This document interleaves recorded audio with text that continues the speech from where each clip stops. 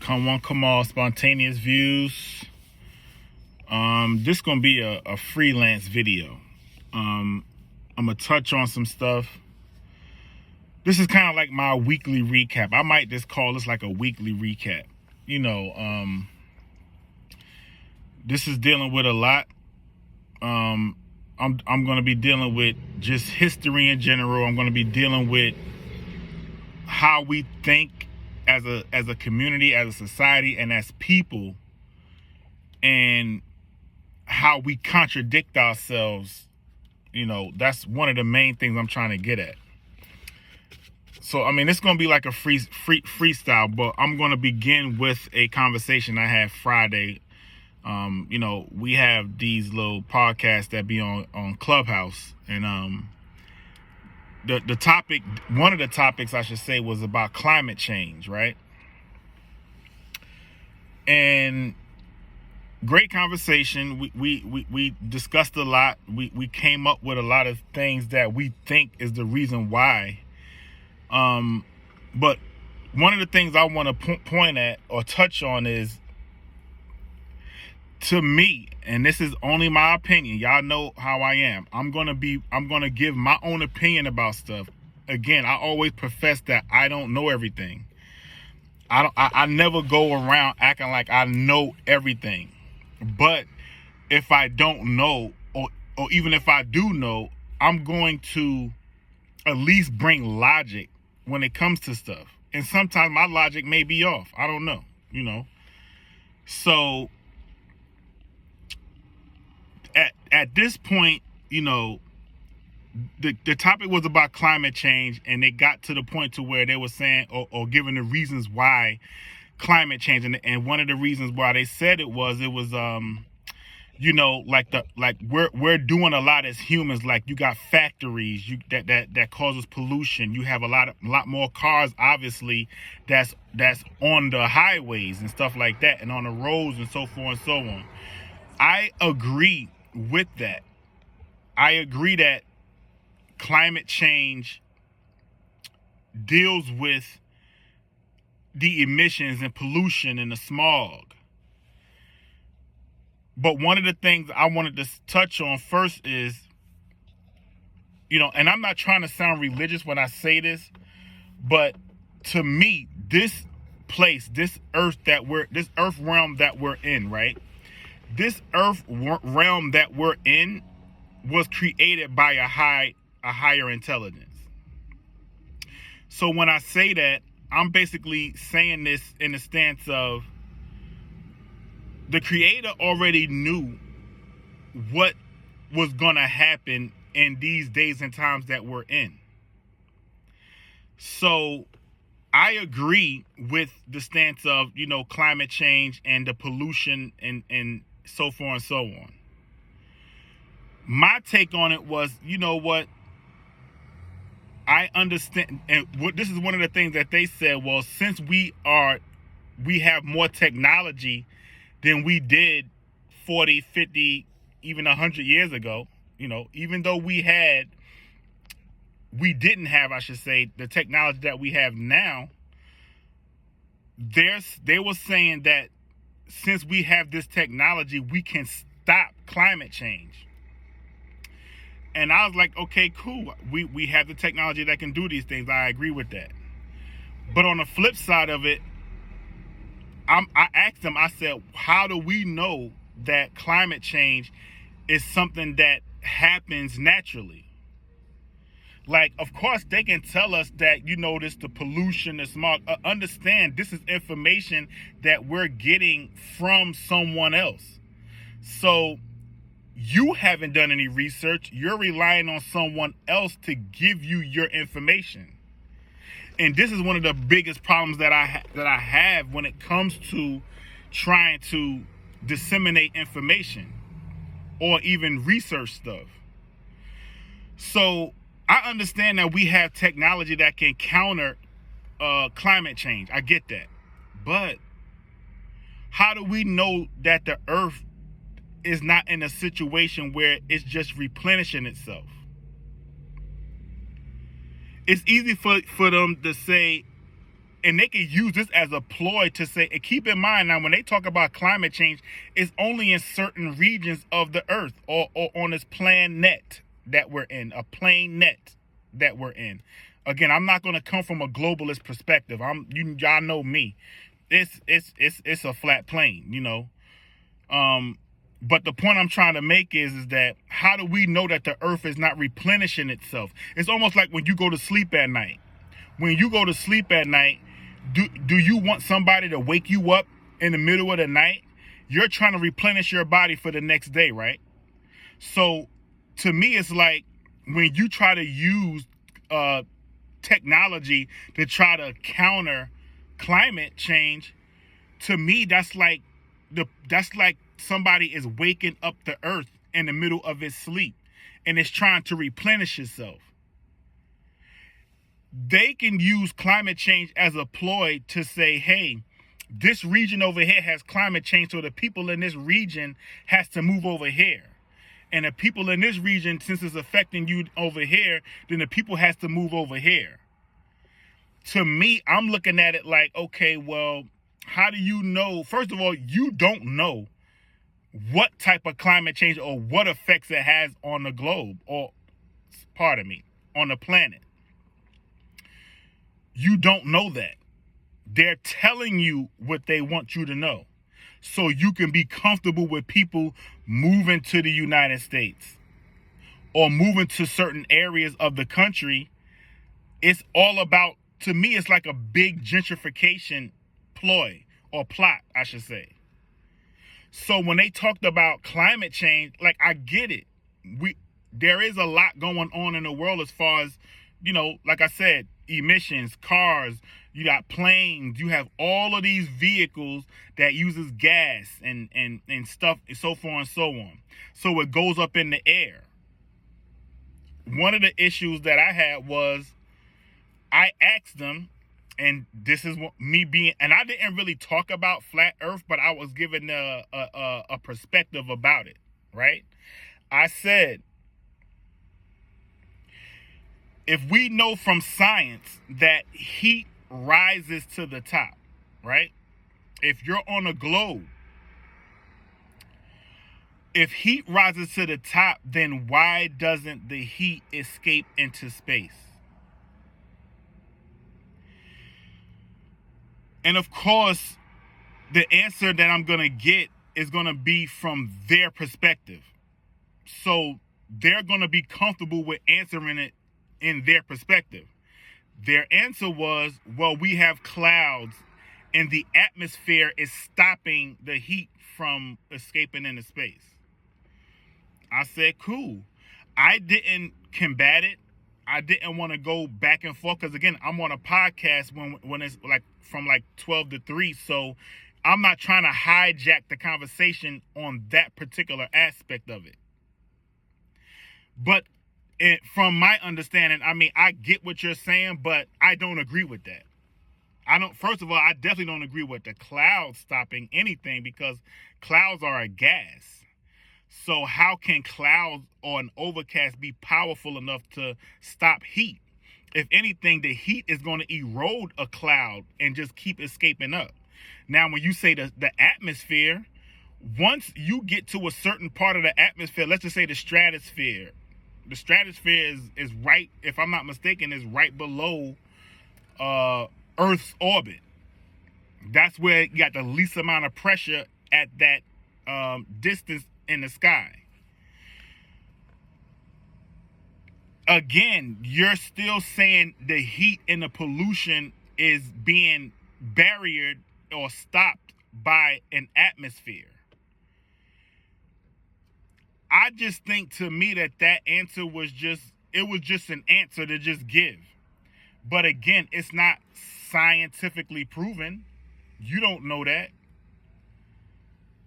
So, just to conclude from the climate change, I think it's bogus. And of course, and like I said, I could be totally wrong. Like I said when I began the video, like, I don't know everything, but I have to bring logic in what I'm saying. So just to conclude off the climate change, I don't know what their plot is. To me, it's a big form of gentrification. Again, if it's a climate change, then this should affect every inch of this plane net or surface that we're on. Period. Like, I don't agree with, the atmosphere is blocking the heat, because not all parts of the earth has the same amount of pollution. You got countries that only use walking and transportation, like buses and trains, for transportation. They don't have as much cars. Let's just say, for example, if you go to New York is a cesspool for pollution. I grew up in New Jersey, so I can understand, and that's why I said before, like, I kind of got the best of both worlds, because I lived in the North and the South. And I remember back when I was a kid, looking up in the sky was like a brownish type, grayish type cloud in the sky all the time because of the pollution. When I moved to South Carolina and I looked up in the sky, I was able to see all kind of constellations and everything because of course, you don't have as much cars and transportation that's being used in the South like how it is in the North. So for you to say that heat or the atmosphere is stopping it, well, why? I don't see it stopping it in the southern region of the United States, or even southern part of the world, or any type of land mass that's in the South. I don't see it affecting it as far as in the North. And again, this is when you're saying that the heat is causing glaciers to melt. Again, how do you know that the earth is not replenishing itself? This is a natural cause. Again, we talk about stuff like this in the modern times, but we can't bring up no evidence of this happening in the past times. I'm not even going back to ancient times. I could be talking about 300-400 years ago. How do we know that they talked about climate change? We don't. There were no TVs back then. The only form of communication they had was writing stuff on a piece of paper or a scroll or whatever they used back in the day, balled it up, and they went on a boat and they had this sailed to another country or something. Like, their form of communication was different. So I'm just going to conclude with the climate change. The next topic came up, and it wasn't on this particular podcast, because during that particular podcast that we was on, I began my spiel saying, I don't even know how the subject even came about, but they talked about dinosaurs. And we was in another room. If you're familiar with Clubhouse, they go in different rooms. So this Too Black to Be Blue room closed, and we opened up another room, and I was just in the room just chilling. Because, I work remote on Friday, so I'm home working. And the young lady asked me, why you don't believe in dinosaurs? So I asked one question. I said, I asked them a question. I said, how do you know how a dinosaur sounds? What type of sound a dinosaur makes? Really didn't get an answer, because you don't know. And another guy came up and he wanted to challenge me on what I was saying. His take was dinosaurs was around for million years ago. So the Homo sapiens at that time, well, not a million years ago, but let's just go back. This is his stance now. He said Homo sapiens began 250,000 years ago. Dinosaurs was around, obviously, millions of years before that. So, to be honest with you, I really didn't get a clear-cut answer. But again, you got to understand, I'm working, so I'm not really fully engaged. Like, I had a good debate. I guess you could call it a debate about it. But this is my take on it. And I thought about this after the fact. After I pondered on it and I thought about it, I was like, this usually happens to me a lot. When I'm having a conversation with somebody and my mind kind of goes back to it and says, hey, you should have hit him with this. And this is what I'm talking about. I don't think he realized what he said that just totally stuck a fork or a nail in the coffin of what he was saying. I gave this example in my head yesterday. I said, well, I'm going to hit him with this when this topic, because the topic is going to come up again. I know it is. Hear me out. If you're saying that dinosaurs lasted 1 million years ago, right? You're saying that the Homo sapien began 250,000 years ago. Let's just, for the sake of the argument, say dinosaurs lasted what was around 1 million years ago. Let's just say 1 million, just for the sake of the argument. That means that from Homo sapiens being around from 250,000 years ago, that means that that's a 750,000 year gap in history from the dinosaur to Homo sapien. If you're telling me that the Homo sapien didn't talk about the dinosaur, if you're telling me that the ancient Africans, let's go back 245,000 years ago. Let's just keep it simple. I'm giving 5,000 years ago from where we at today. That's the ancient Egyptians, the Ethiopians, and so forth and so on, Sumerians, and all these other cultures that was in Africa. I then said, why didn't they depict any dinosaur or any hieroglyphs? And I remember saying this in the video I did. Why didn't they have any type of hieroglyph that's depicting a dinosaur anywhere in Africa? Really didn't get an answer. And like I said, I'm going to say this. I probably did get an answer and went in one ear and right out the other because it just didn't register with me. It's not prompting me to believe what you're saying or even understand what you're saying, because you're answering it just to answer the question. You're not really giving no type of real basis of research of what you're saying.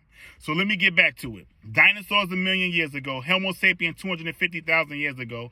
Here we are in the modern time. Let's just say, let's go back 45,000 years. Let's go back to Africa. If you're telling me that the people at that time didn't talk about dinosaurs, how are we in this modern time now, 250,000 years removed from the first Homo sapien, because now we're Homo sapien sapien? How are we talking about or revering dinosaurs in this modern time when you have two long histories of, let's just say, from the dinosaur being 1 million years ago, 750,000 years from the first Homo sapien, and then 245,000 years to where we're at now? Why didn't these two, or that gap, the 750,000 year gap to the Homo sapien 250,000 years ago, talk about dinosaurs? How are we now talking about dinosaurs 250,000 years later when the first Homo sapien, and let's face it, the first Homo sapien 250,000 years ago wouldn't have known about a dinosaur, because what information can they give? Now let's go to the carbon dating of bones. He asked me, did I believe in carbon dating? I can only give an answer of saying, yes, I believe in carbon dating, because I've done some research on carbon dating, and I had to be real in that moment and say, you know what, I have to believe in it. But deep down, I really don't care about, not to say I don't care about it. I don't believe in carbon dating because, again, it's coming from people that I don't know. They started talking about archaeologists. I'm saying in my mind, I'm like, look, why isn't only archaeologists the ones that's finding these dinosaur bones? It's 7.8 billion people on this planet, on this planet. Nobody can discover dinosaur bones but archaeologists, because they dig deep enough. Now, again, this is what I mean by how we are in trouble mentally as far as how we think, because we're not using critical thinking. You're trying to convince me that dinosaur bones can last for millions of years. Not only that, they told us that dinosaur bones produce fossil fuels. So the same fuel that we use in our cars this modern time, we're still getting it from the ground from dinosaurs. So they're basically saying that the oil that's in the ground is from dinosaur bones. Come on, man. I don't believe that. And you shouldn't believe that either. But again, when you're being indoctrinated by these scientists, you're going to believe stuff like that. And because I said I'm tired of these, other races of people giving us information, well, I am. I'm tired of it. Because we contradict ourselves. We talk a whole lot of African stuff, but we sound European. We've been Europeanized. You can't talk like you're from Africa or you're African American, all this Africa talk, but everything that come out your mouth, nothing about Africa. Listen, man, at the end of the day, dinosaurs is a lie. There's nothing in a museum, and even when you go to a dinosaur museum, guess what they tell you? Yes, these are the fake models that we have out because we don't want people to break them when they come to view them. We got the real ones in the back. So again, this is total propaganda. This is a money grab. With these movies, Jurassic Park, all these Jurassic Park movies that they come out with, I've never seen none of them. And if I did got caught looking at it, I was probably with my son and just skimming through the TV and the movie just popped on. I don't subscribe to no dinosaurs. And the reason why I don't, because there's no past civilization that why the Dogon never talked about dinosaurs? Egyptians, Ethiopians, all of these past ancient civilizations never talked about dinosaurs. And they giving you all of the information here in this modern time that we're in this so-called 2023. It's bogus, people. It's a lie. And like I said, man, I know I'm an outcast. I have to come to grips with when I have conversations like this with people, I'm going to have to realize that I'm going to be the outcast as far as using critical thinking, because real quick before I close this video, well, let me just conclude on the dinosaur fact. Y'all already, come on, y'all can, I brought some key facts there. Critical thinking on that. The clothes on it, I wish I was in another room that they was in, where a young lady had asked, because it sounds like she's starting to open up, and they put her right back in the Matrix. She asked a question. They said, if the sun is way out in space, why doesn't the sunlight come, or why doesn't it light up the universe? They said something like, oh, because it doesn't have anything to reflect on. Like, that's it? Like, when you're debating and when you're having a conversation, especially with me, that's not enough. That's just not enough. I mean, first of all, to think that the sun is 93 million miles away, not 93,000, not 930,000, not 9.3 million. We're talking 93 million miles away. What instrument did they use to measure that? Have y'all heard of crepuscular rays before? Crepuscular rays, look it up. That'll disintegrate any type of thought of a sun being that far away. Before I close this video, I appreciate everybody for watching, but I see that I have a job to do now, and I know that it's not gonna be liked. I get that, but I'm gonna be honest with you, family. I'm comfortable where I'm at and my skin as a researcher and as a person that just used critical thinking, and as a person that's trying to bridge the gap from this African talk that we have in our conversations, but we still use a European mindset behind it. That's the problem that I have. I'm trying to bridge that gap, and I can see that it's going to take some time to do that. So before I conclude, I appreciate everybody for watching. I'm gonna definitely be going. I'm gonna try to do these. I'm gonna have to. I'm not gonna give a time or how many times I'm gonna be doing vids, but I know from the conversations that I had this past weekend, I know that I have a job to do. And if I have to just keep doing these videos in my car until I get a better platform, I'm going to do it. I'm definitely going to talk about the debate that happened yesterday. I told you guys about on one of my previous videos about Bro Sanchez and Brother Unk did a Globe Earth Flat Earth debate. Now, I'm going to be honest with you. I did not watch the debate because one of the reasons why I've seen Brother Sanchez debate for years now on his platform. And I already know the rhetoric that Brother Unk was going to be spewing out his mouth. So it didn't really matter. But from the post debate that they had, I listened to that till about 1 something last night. That's why I'm a little tired now. And at the end of the day, the consensus said Brother Sanchez won, which I already knew that was going to happen anyway. But again, family, I know this video is getting long. I appreciate everybody for watching the total video because my videos get hot at the end. But again, I appreciate y'all. I'm signing out. I'm going to be doing some more vids. But I'm going to be honest with you. My next few videos, it's going to be dealing with Flat Earth and Globe Earth talk. Come on, come on. Oh, again, happy Mother's Day to all the mothers.